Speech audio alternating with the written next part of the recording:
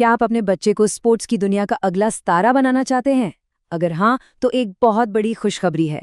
Delhi sports school में 2026-27 session के लिए एडमिशन शुरू हो चुके हैं और आज हम इसकी पूरी प्रक्रिया को स्टेप बाय स्टेप समझेंगे। इस स्कूल का मोटो है खेल ही पढ़ाई है, और ये सिर्फ एक कहने की बात नहीं है, ये यहाँ का तरीका है। मतलब खेल और पढ़ाई को अलग अलग नहीं देखा जाता, बल्कि एक साथ लेकर चला जाता है। यही बात इसे पूरे देश में सबसे अलग और खास बनाती है। तो चलिए देखते हैं आखिर क्या खास है इस स्कूल में जो इसे भविष्य के चैंपियंस का घर बनाता है। देखिए, ये कोई आम स्कूल नहीं है, ये एक फुली रेजिडेंशियल स्कूल है, लड़कों और लड़कियों दोनों के लिए। यहाँ सीबीएसई का पूरा सिलेबस भी पढ़ाया जाता है और साथ ही 10 ओलंपिक स्पोर्ट्स में प्रोफेशनल कोचिंग भी दी जाती है। और सबसे बड़ी बात, ये स्कूल दिल्ली स्पोर्ट्स यूनिवर्सिटी के लिए एक फीडर कैडर की तरह काम करेगा। मतलब यहाँ से निकले छात्र सीधे यूनिवर्सिटी लेवल की ट्रेनिंग के लिए तैयार होंगे। और हाँ, एडमिशन सिर्फ और सिर्फ मेरिट पर होता है। तो अब आते हैं सबसे जरूरी सवाल पर कि अप्लाई कौन कौन कर सकता है, यानी एलिजिबिलिटी क्राइटेरिया क्या है। सबसे पहले तो ये तारीखें कहीं नोट कर लीजिए। एप्लीकेशन विंडो सिर्फ 16 मार्च 2026 से 31 मार्च 2026 तक ही खुली रहेगी। मतलब वक्त बहुत कम है, तो इसे बिल्कुल भी हल्के में मत लीजिएगा। अब एडमिशन के 2 रास्ते हैं और ये दोनों बिल्कुल अलग हैं, तो इसे जरा ध्यान से समझिए।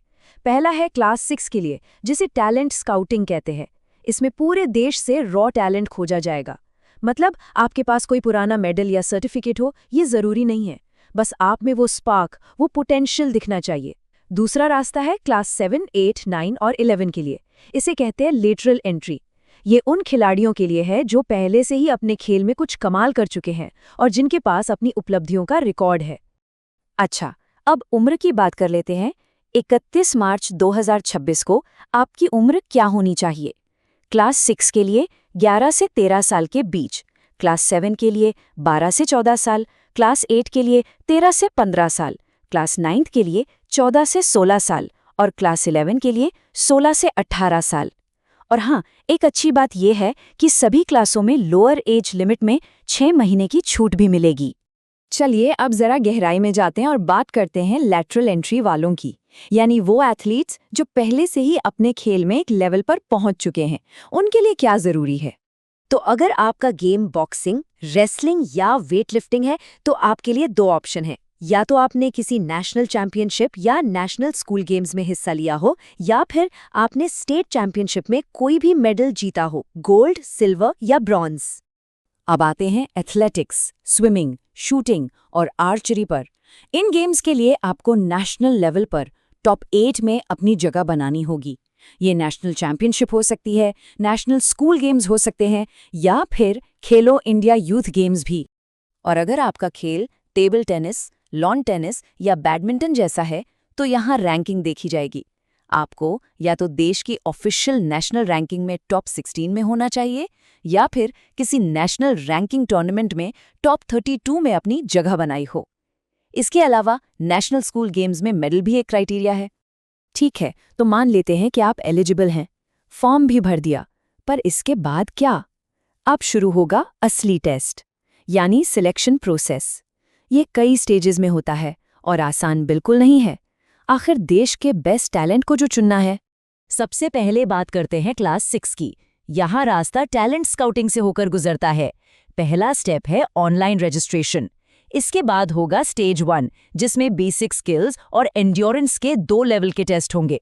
यहाँ से जो शॉर्टलिस्ट होंगे वो पहुंचेंगे स्टेज 2, यानी स्पोर्ट्स ट्रायल में, जहां उनके अपने खेल की परख होगी। और आखिर में एक कंबाइंड मेरिट लिस्ट बनेगी और फिर मेडिकल के बाद फाइनल सिलेक्शन होगा।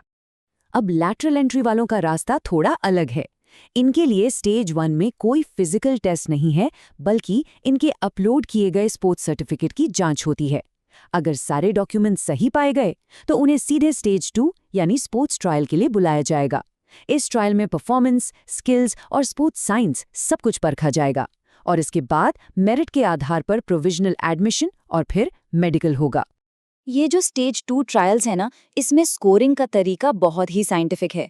देखिए, 30% वेटेज आपकी स्पोर्ट्स स्किल्स को मिलेगा, 30% आपकी परफॉर्मेंस को, लेकिन सबसे ज्यादा 40% वेटेज एडवांस्ड स्पोर्ट्स साइंस को दिया गया है। इसका मतलब साफ है, स्कूल सिर्फ ये नहीं देख रहा कि आज आप कितना अच्छा खेलते हैं, बल्कि ये भी कि आपने भविष्य का चैंपियन बनने का कितना पोटेंशियल है। अब आते हैं उस सवाल पर जो सबके मन में होगा, सीटें कितनी खाली हैं? जरा स्टेबल पर नजर डालिए। यहाँ आपको अपने गेम और क्लास के हिसाब से खाली सीटों की पूरी जानकारी मिल जाएगी। जैसे आप देख सकते हैं, एथलेटिक्स में क्लास 7 में 2 सीटें हैं तो क्लास 9 में 1। वहीं रेसलिंग में क्लास 7 और 8 दोनों में 3-3 सीटें हैं। तो इससे आपको कंपटीशन का भी एक आइडिया लग जाएगा। तो अब जब सारी जानकारी आपके पास है, तो सवाल ये है कि अगला कदम क्या उठाना है। आगे बढ़ने से पहले एक बहुत बहुत जरूरी बात, अपने सारे डॉक्यूमेंट्स, बर्थ सर्टिफिकेट, आधार कार्ड, स्कूल का रिपोर्ट कार्ड, इन सब पर अपना नाम, जन्म की तारीख और बाकी डिटेल्स अच्छे से चेक कर लें। सब कुछ एकदम एक जैसा होना चाहिए। एक छोटी सी गलती भी आपके एप्लीकेशन के लिए बड़ी मुश्किल खड़ी कर सकती है। तो फिर अब इंतजार किस बात का? आपके सपनों की यात्रा यहीं से शुरू होती है। सीधे जाइए dsis.dsu.ac.in/registration पर और अपना ऑनलाइन फॉर्म आज ही भर दीजिए। याद रखिएगा, दिल्ली स्पोर्ट्स स्कूल सिर्फ एक स्कूल नहीं है, ये वो जगह है जहां आपका खेल ही आपकी पहचान बनेगा। तो क्या आप मैदान में उतरने के लिए तैयार हैं?